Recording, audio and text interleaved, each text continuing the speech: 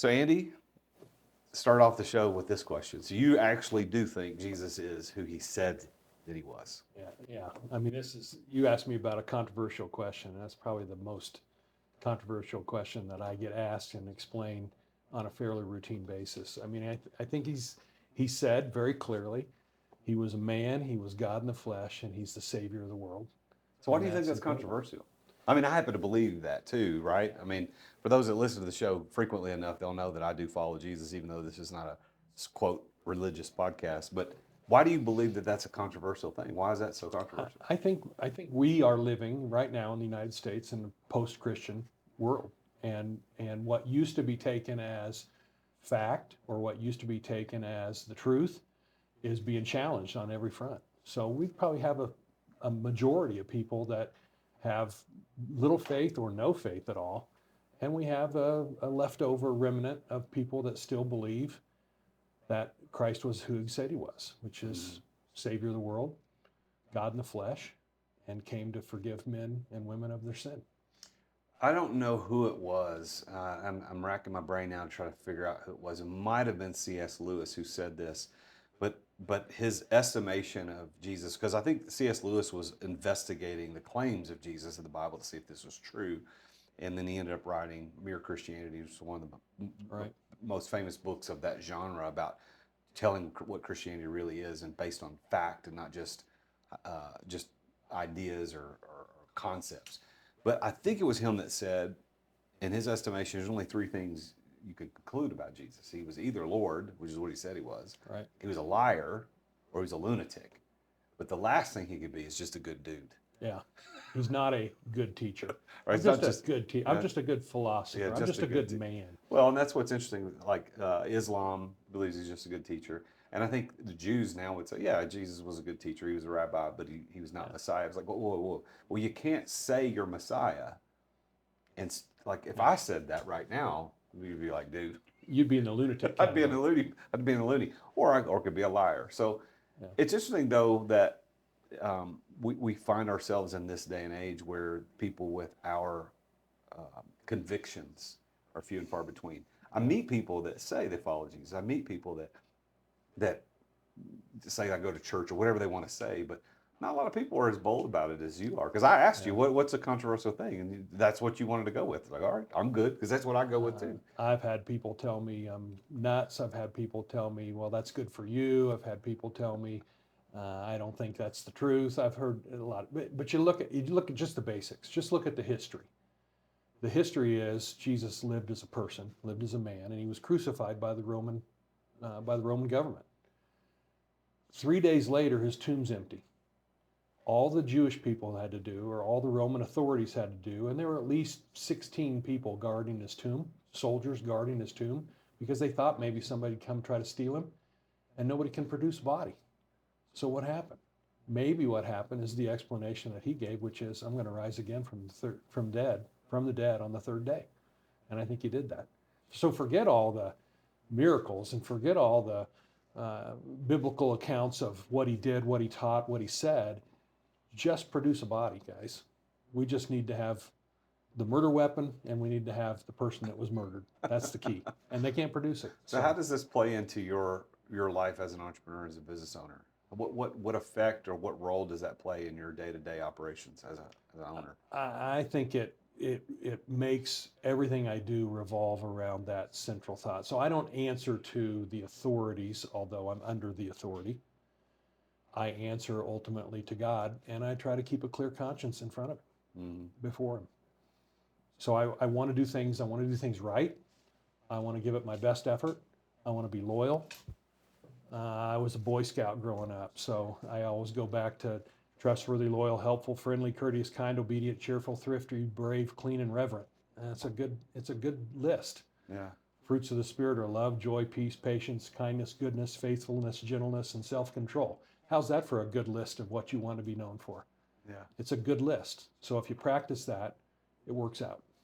So in the business world, there are people who, and you run an investment banking firm called SDR Ventures. We're talking with Andy Limes today on the podcast. He's the founder of SDR Ventures, which we're going to talk about here in a little bit. But there are a lot of people in the business world that that run what they call Christian businesses, and they put the Jesus fish on their logo and the sign. And then there are other people who run businesses and they are followers of Jesus, Christians or whatever, but they don't use that as a platform. Do you see a difference, or do you have an opinion of how you run your business and how the people do theirs? Yeah, I always tell people I don't want to lead with that fact, because if you lead with that fact, almost always you hear, "Oh yeah, I've been taken advantage of by so many people who've claimed to know Christ." Yeah, And so I let it come up in the conversation when it comes up in the conversation. It's not a requirement. It's not a, you know, it's not a truth or lie question. It's not a true or false question. It's simply who I am, and a lot of business is really transferring trust from what you know you need to get accomplished to somebody you think can accomplish it. And if you don't trust them, there's nothing good's going to happen. I'm almost suspicious of businesses that have Yeah. a Christian fish on their logo, or they have something. I follow Jesus. I've been a follower of Jesus my whole life. So isn't it weird though? I don't know if that's right. I don't know if that's a cynic Yeah, in me. don't you hate that you have to be skeptical? I know it I mean, sucks. I mean, it really does. if I go into a used car lot or something, or if I go into a furniture store, or if I go into and they got a Christian fish on their thing, I'm like, oh, because I just know that, man, if they do anything sideways, I'm going to think bad things, and I don't want Yeah. to think bad things. So I think probably like you, I don't run my coaching company or any of my companies on the basis or the foundation of, hey, we're a Christian coaching company. Yeah, do business with me because I love Jesus. Yeah. I'm actually, what's interesting, now that we're talking about this, I wasn't planning on bringing this up today, but um, recently I've been really kind of wrestling with my coaching platform, and I've got a decent coaching platform. I attract lots of good clients, and a lot of my clients follow Jesus, but I'm not simply going out saying, hey, that's who I want. So I've been having conversations with people who run Christian coaching things and saying, is that what I should be doing? And so I've been going back and forth on that. I don't know where I am. I'm probably leaning against it, but not coming at it like, hey, I am a Christian, or this is only for Christians, but hey, I want to serve people who are also following Jesus.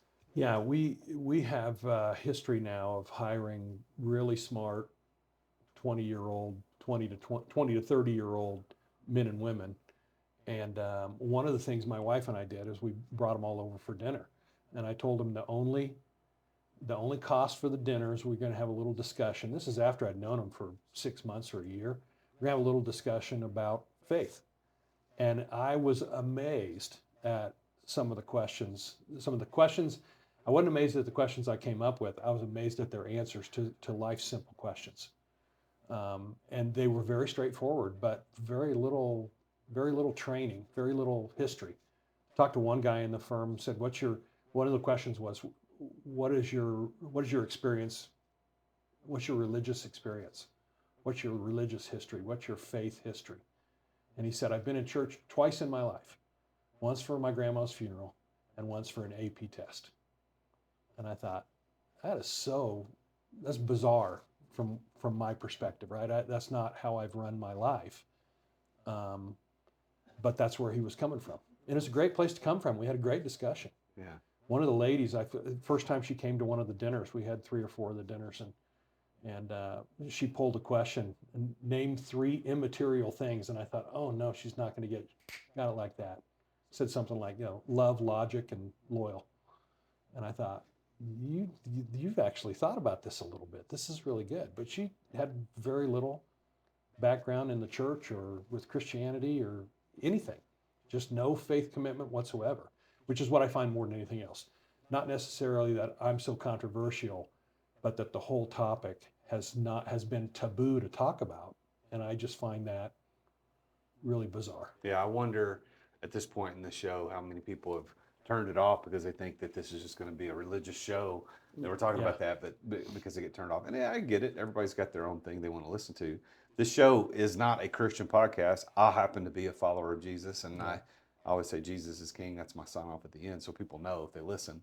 But I think it's interesting to sit across from somebody like you, Andy, who is interested enough to say, yeah, this is a controversial thing I believe in. I don't mind talking about it. Yeah. So tell me a little about SDR Ventures. So how long ago did you start this firm? We started SDR Ventures right after 9/11, 2001. So Oh, we my started in goodness. January 2002. Not a brilliant time to Was start that a on business. purpose, or was it? No, It was the plan. I was on a sabbatical in between jobs. I had left a career and a partnership with two other gentlemen who happened to be a father son-in-law, and I was kind of sandwiched in between.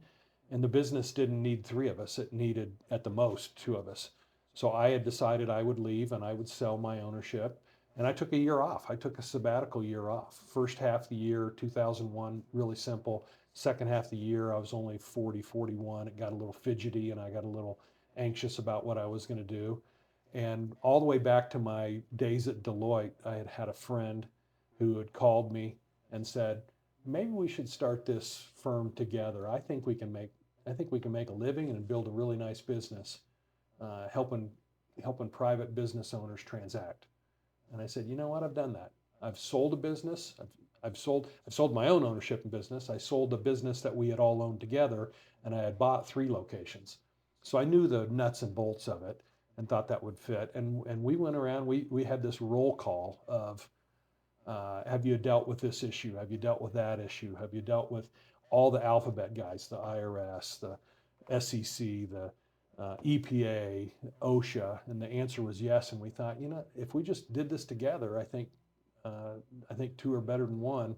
Let's just launch this thing and see where it goes. So the plan was launch it in 2002, and 9/11 happened. You're like, well, that sucks, but we're going to carry on. We're going to Yeah, keep we going. probably really came up with the idea in the second half of the year. In the Mhm. second half of the year.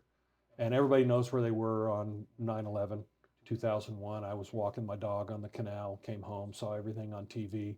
That didn't distract us. We just knew that there's still going to be business going on. And we were still going to be able to benefit from that. Yeah. And if we brought a skill set that business owners could employ, understand, know, trust, then we were going to be okay. So And your it worked background, out. your background was you were at Deloitte, and then you were a partner in a firm. What was that firm doing? That firm was Cummins diesel engine distributor. So we were Oh, it had Colorado, nothing to do Wyoming, with Montana. finances. No, I was the CFO. Started as the controller, left as the president. Was the CFO in between. We sold engines and replacement diesel parts, and did repair work in Colorado, Wyoming, and Montana. And then we had the owning business and the carrier transport refrigeration business. So I roll it all together and say heavy duty industrial distribution. It's really what we did. So was your background in finance? Went to college, got a degree in finance. Got a degree in accounting, sat for the CPA exam, went to work for Deloitte, was a tax CPA at Deloitte for 5 years, and then went to work for one of my clients. The Cummins Power was a client of mine at Deloitte. Okay. And So when their CFO resigned or retired, they asked me to come on board. so moving into this new firm in '02, which is, did you name it SDR Ventures from beginning? Yeah, that was the first day. First day, we put all our business cards on the table. That's when people had business cards. We had about 300 business cards. And we said, okay, what's our name? And we sat around until we figured out strategy, direction, and resources, shorten it to SDRventures.com. Nice. So Okay. So bought the website, got a couple of cell phones, rented an office, started dialing for dollars. So it's you and another person. Is Right. the other person still involved? Yeah, he is. He is. And so it's just the two of you are partners. It's just Chris and I. We've actually transitioned here a little bit. Scott, who is now effectively he is a managing director and the COO of the firm. We have sold the firm in the last 2 years, but we're still of counsel, if that's a word that makes sense to you on the legal side. We're still pretty active in the business in terms of helping them make the transition. So we're in our transition period. Oh, nice. Yeah. Good for you. So Works out now, really well. what I think most people don't know is what the heck is an investment banker? Like we hear this term, and I think a lot of people think, well, it's somebody who makes a whole lot of money doing something with Wall Street, but it's different than regular bankers. Break it down. What is an it? investment bank? If you're going to be demeaning to our to our profession, you would say we're a realtor for businesses. We buy and sell companies. That's what we do. Is that what all investment bankers do, or is that what you're? That's what pretty much all investment Okay. bankers do. Excuse me one second. We can edit that out. So take your time, get a drink, and we can edit that out. So pretty much all, when you say investment banking, what you're talking about is a group of professionals that help other businesses or individuals buy or sell businesses. What they don't realize, and maybe what we didn't realize really at the very beginning, was a good solid process takes at least 1,000 hours to buy, sell, trade, combine, merge, divest. Does that have to do with the purchase price, or is it across the board? Excuse me. That has to do with all aspects of the transaction. But I mean, like does a $10 million business versus a $500 million business still take 1,000 hours? Oh yeah, no, they all take if you're going to run a full process, which is gathering information about the company, presenting it in a confidential information memorandum, distributing that to the marketplace, soliciting and taking interests and offers, sorting through that, picking the one that you think would be best for the company, and obviously the company owners have a big say in that. And then running through the process of executing a letter of intent, going through due diligence, setting up financing, and closing the deal with the help of a bunch of attorneys and accountants. It's a minimum of 1,000 hours to get that done. We've had them take over 3,000 hours. We've gotten lucky on a couple and done it in less than 1,000, but for the most part, it's a long process.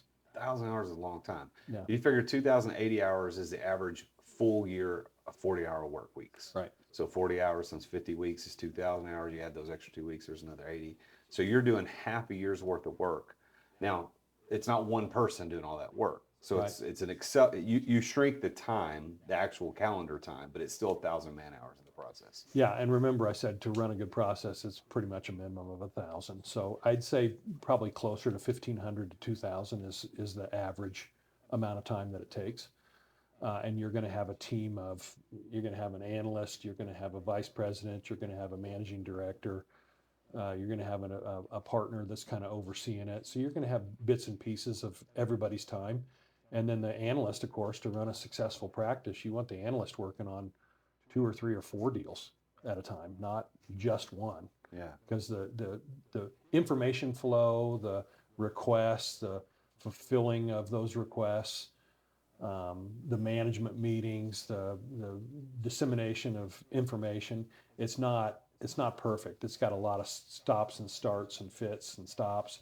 So you just got to get through a lot of time. It takes a pretty solid 9 months to get those, call it 1,500 hours invested by 4 people. So when you and your partner started the business in 2002, how long before you got your first deal? Let's take a quick break to thank our amazing sponsors for making this podcast possible. Hey listeners, a quick message here about something that's been a game changer for my business, and that is Dubb, spelled D-U-B-B. I have been a loyal user of Dubb since they started. I think it was back in 2017, 2018, and I can't say enough good things about their video email platform. With Dubb, I can send personalized video emails that let my energy come through, making every message more engaging. And whether I'm introducing myself to a prospect, connecting people, which is one cool thing that I do with it, or sharing important updates with my clients, Dubb makes it easy and effective. It brings the personal back to sales. Now, here's the best part. They are one of my sponsors of this podcast, and without them, I wouldn't be able to bring this amazing content I bring to you every single week. Because they're a sponsor here, they're offering a special deal just for my listeners. You can head over to therealjasonduncan.com/Dubb. That's therealjasonduncan.com/Dubb, and that's D-U-B-B. And you're going to get 50% off your first 2 months. This is your chance to revolutionize your email game and your video game. Trust me, Dubb has closed more deals for me than anything else. Give it a try. See the difference. Thanks for listening to our sponsors. Now, back to the show. We were an instant success after about 15 years of really hard work. It just takes a while. This is a flywheel effect. I mean, you're pushing hard and you're doing a lot. I'll give you an example. The first year, we had everything bought and paid for, and cars and benefits and rent and all the new furniture and everything, and all the receivables were ours, free and clear. Didn't have a bank loan, didn't have anything, and we both made $45,000 at the end of the year. Well, I can't live on $45,000, but we knew we could go from there.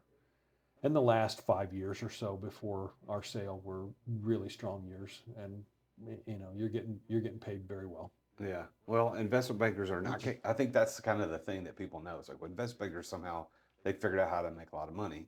But are investment bankers all former CPAs and CFOs, or is there another? No, they usually come from 2 or 3 disciplines.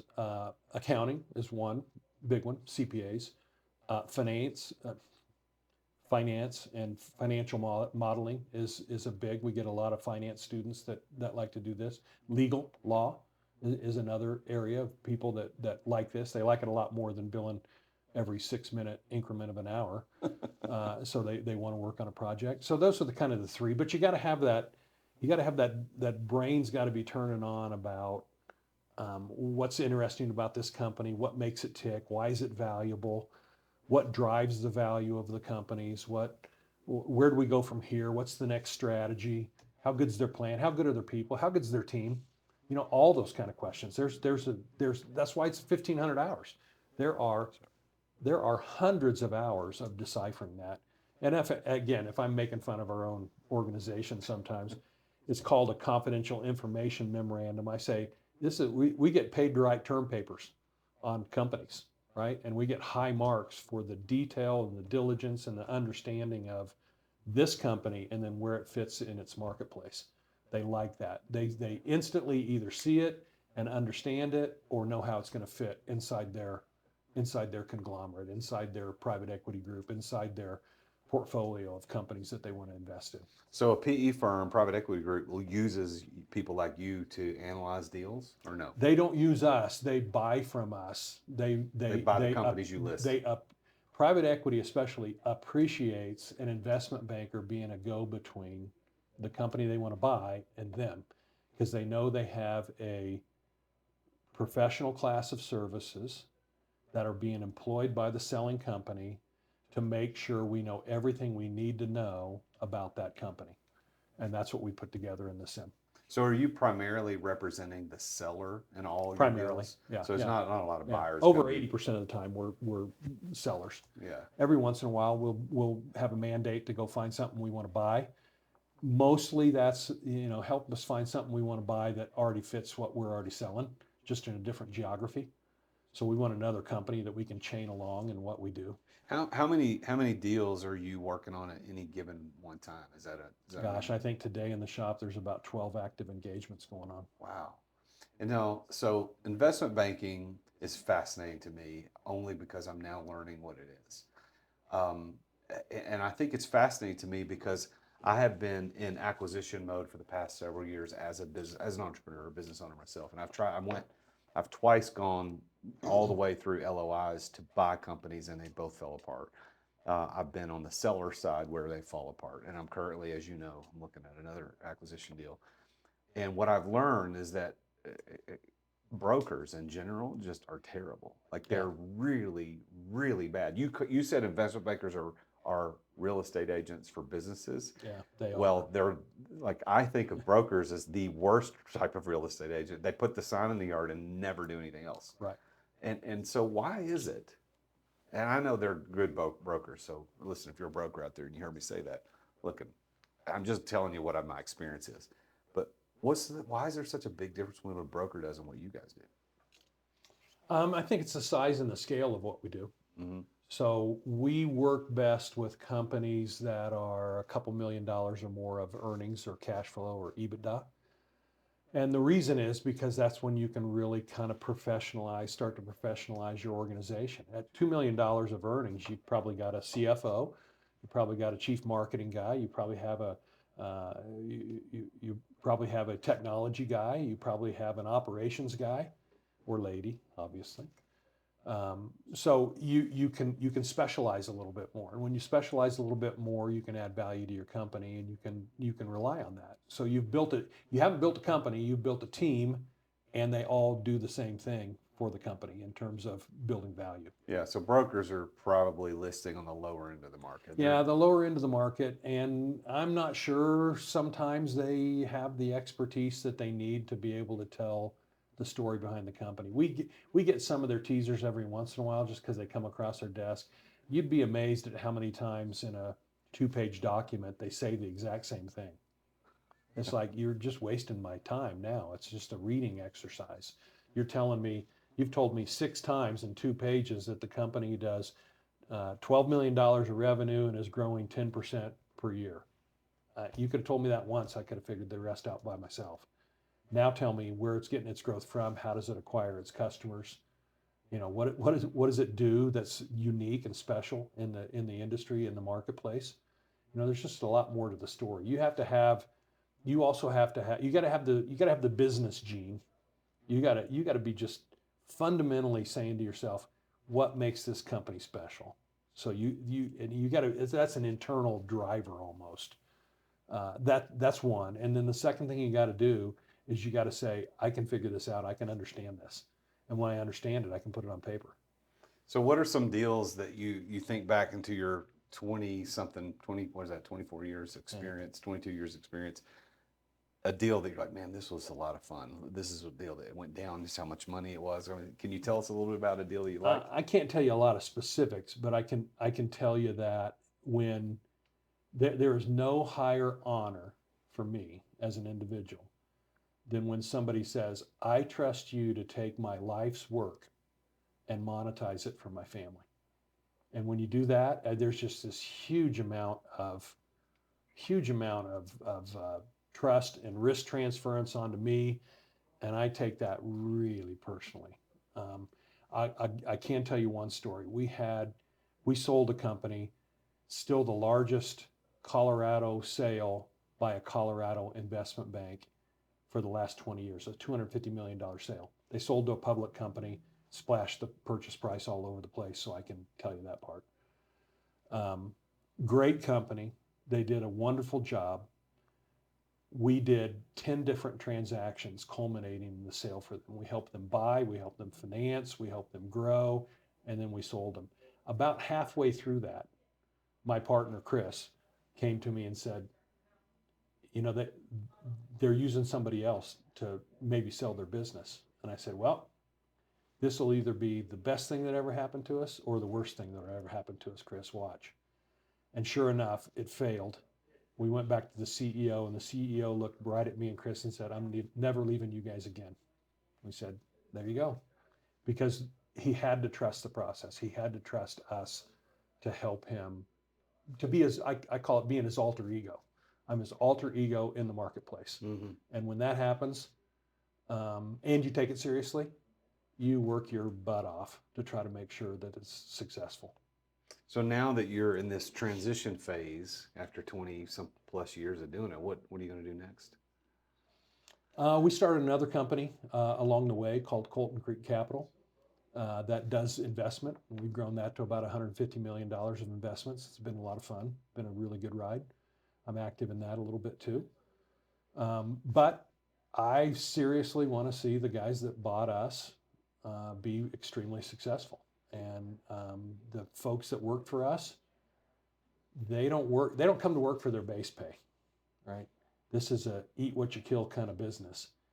And we have a really aggressive and solid compensation plan, but they know that we got to get things closed to get that done.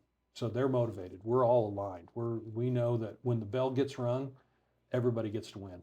And that's really fun. So do you have, because forgive my ignorance here, but so you've got these finance people from finance, financial markets, CPA, the people in the finances that are doing this. Do you have anybody on your team that's just purely a salesperson? No.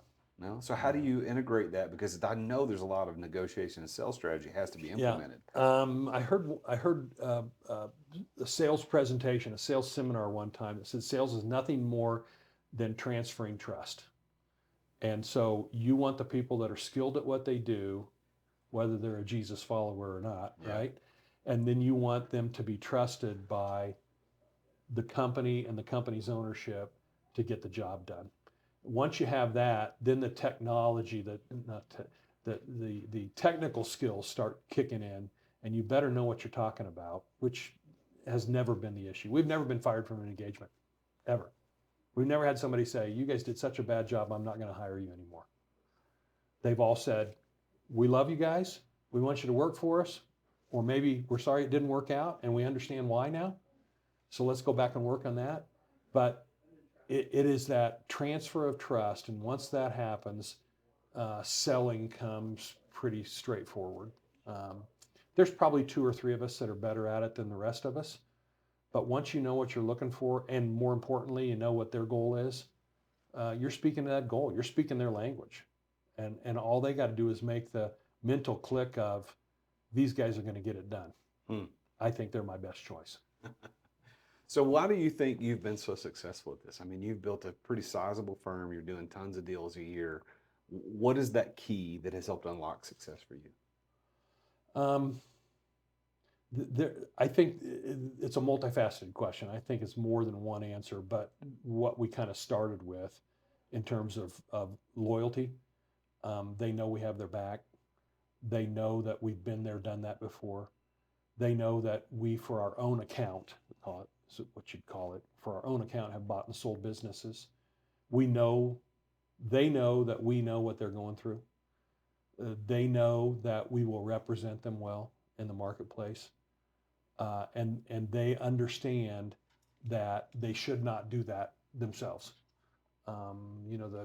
The attorney who represents himself as a fool for a client. That's what they say. Same thing for investment banking. And people have tried it. We had we had a father-son team who spent 6 months trying to put their own deal together. And they did it because of our fees. And he was I consider him a friend of mine.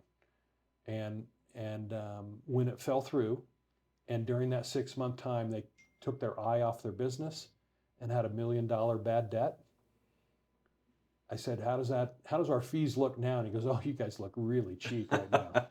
I said, okay, so let's get this thing done. We got it done. So how do you define the word success? What does it mean to Andy? Ooh, good question. Not sure I've ever been asked that before. I think success is the ability to look backwards and say, I've done what I said I would do, when I said I was do it, to the best of my ability. And I've heard, I was a basketball player, now I'm a golfer. And the only thing that you can hope for in sports is to do the best possible, to work as hard and try as hard to the best of your ability. And when you've done that, win or lose, you've done everything you can do. I think success is probably that way. So I had a match one time where I had probably my second or third best round ever, and I got beat by a guy that just clobbered me. But he was 7 under par after 15 holes. wow. And I said, congratulations, I didn't lose, you won, right? I played as good as I can play, and I took you all the way to the 15th hole, and you beat me because you were 7 under par. I don't know if I'll ever be 7 under par, but he was that day. Wow. So by that definition, do you consider yourself to be successful? Yeah, absolutely. I still have that scorecard in my office. It's pinned up on my wall, right? It says it's literally as good as I can probably play. He just was a better golfer, and he had a career day. I mean, it was just plain. It was really simple.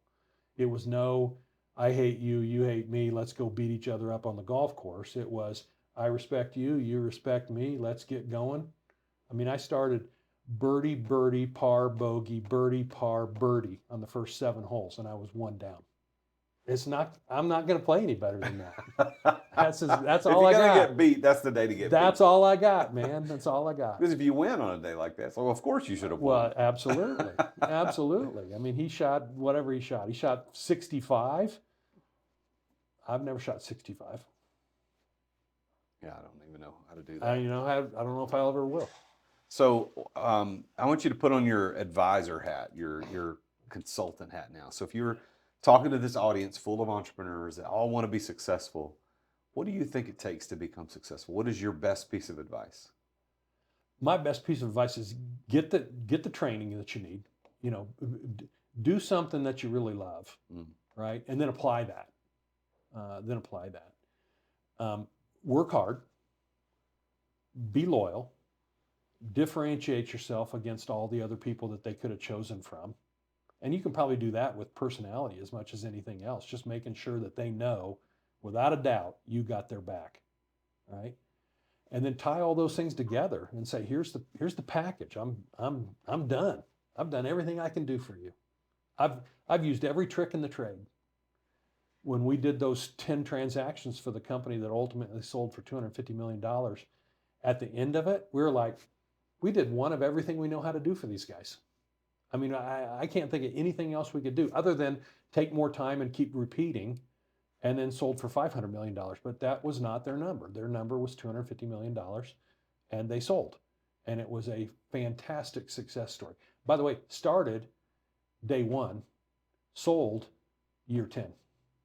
Think about that. Starting a company from scratch, nothing else, brand new company, and in 10 years, building $250 million of value. That's a pretty strong success story. What industry was that? Technology-enabled business services. So it was great. I mean, their little piece of the action was they were working transactions all the time, 100 million transactions a year, you know, or more. They sold for a couple dollars per transaction every year, and they were just the back office making everything talk. They just built the system that made the back office talk. Wow. So if somebody's looking at selling their business, what is your advice to them? I mean, if they're thinking about it, who do they call first? They call an investment banker? Do they call an attorney? They call a broker? Who do they call? They call the first person they know. And usually that is their CPA or their attorney. And they say, I think it's time. Who should I have in my corner? And CPAs and attorneys will usually find or know somebody that can represent them well. If they're looking for a specific, then we rely on our search engine optimization. You know, if they're looking for investment bank in Denver, we're going to be high on their list. If they're looking for pet animals, pets, dogs and cats, investment banking, they're going to find us because we built a little mini practice inside the practice on that. If they're looking for collateral material and an industry that talks about valuation, they're going to find us. I mean, we might not be on the first Google page, but we'll be on the second Google page, almost for sure, because we worked really hard at making sure that we could be found. Mm-hmm. So as part of it's just raising your hand and saying we're available. And you do work with, we're actually recording this at Minor Brown's offices in Denver. So you work with Minor Brown as an attorney firm to help through this, but what's that process look like? Yeah, all the way back in the Cummins days, Ned was our attorney when we were buying and selling branches and locations and geographies in the Cummins business, and ultimately represented us when we sold the Cummins business. So I've just got a 40-year relationship with Ned, which is really cool. Probably not quite 40, but pretty darn close. You have to have a law firm, right? You got to have documents. You got to know they're legal. You got to know they're enforceable in the state. But locked doors keep honest men honest. So a good contract keeps otherwise honest people honest, and nobody breaks the rules. But you want to deal with people that, whether it's written or not, they're going to be men and women of their word. Yeah. And if they're men and women of their word, the contract never gets pulled out again, because everybody knows what they signed up for. Mm-hmm. And even if it turns out bad, 3 record years in a row, and you think it's going to keep going up and to the right, and so do the sellers, and you buy and things go down and to the left, that's the risk of being in business. If you can hold on to the downtime, you're going to catch another roller coaster up. It's going to happen. Yeah. Life is a cycle. Seasons are a cycle. Businesses are a cycle. You can't change that rule. And if you structure it correctly, and you're smart about it, and you're working hard at it, it's going to be successful. You just got to have enough time. With all your experience, is there a specific industry or type of business you said these have better luck selling than any others? Yeah, well, it's the size first. So what does that anything mean? with a couple $1 million of earnings or more Okay. are going to have more interested parties. And then it's something that's kind of defensible, if you will. You know, you got a space, and you kind of dominate that space. Could be defined as a state. It could be defined as a niche. It could be defined a lot of different ways. But if it's defensible and you can kind of hold on to it, that drives a lot of value. If you can kind of create your own future, if you will, if you can move forward, if you know that work in gets doubled and output goes up, whatever that industry is, if you've got a pretty good line of sight to that kind of results, you're gonna do okay. They're gonna like it. You're gonna like it. Well, Andy, it's been a pleasure having this conversation with you. I'm going to give you the last words. Is there anything you want to leave the audience with, some words of wisdom or anything you want to talk about? Yeah, you know, we haven't talked a lot about risk and downside, but any good business owner understands that there is significant upside because he's willing to take on and insure against the risk on the downside. And I don't mean buying a policy. I mean having systems and processes and people that he can trust and he can verify and he can keep pushing forward.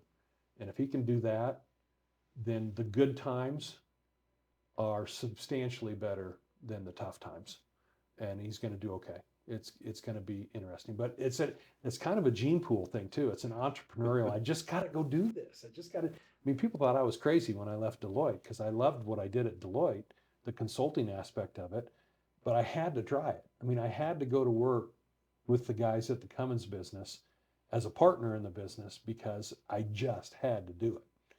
And when you find people that just have to do it, and they structure it right, and they're working hard at it, it many times works out, and you get to live happily ever after. It's a pretty cool thing. Well, congratulations on all your success and the sale and the new transition that you're going to be going through over the next how many ever months or years. But I know you've worked long and hard for this, so you deserve it. So congrats. And thanks for being on the show. Thank you. God's been good to us, and I'm a grateful guy. That's good. Well, there you have it. Another successful entrepreneur on his journey to success. This is Andy Lyons with SDR Ventures. If you want to check them out, all you got to do is go to sdrventures.com. They're based right here in Denver, where we're recording on location at the Minor Brown offices. One of their partners they work with as an attorney, as we talked a little bit about. But thank you for tuning into the show. If you haven't left a review or left comments, or subscribe, please do that. It only takes a couple of minutes to do it, and it means the world to me because that just puts us in front of more people. More people can listen to this podcast and hear from people like Andy. Make sure you tune in again next time when I talk with yet another successful entrepreneur, athlete, artist, actor, influencer, somebody that's doing stuff at a high level and how you can tap into their types of success as well. As always, I'm the Real Jason Duncan, and Jesus is King. Thank you for listening to another edition of The Root of All Success with the Real Jason Duncan. If you've enjoyed this week's episode, visit therootofallsuccess.com to access the show notes and other helpful resources. Follow Jason on social media at The Real Jason Duncan. See you again next time here on The Root of All Success.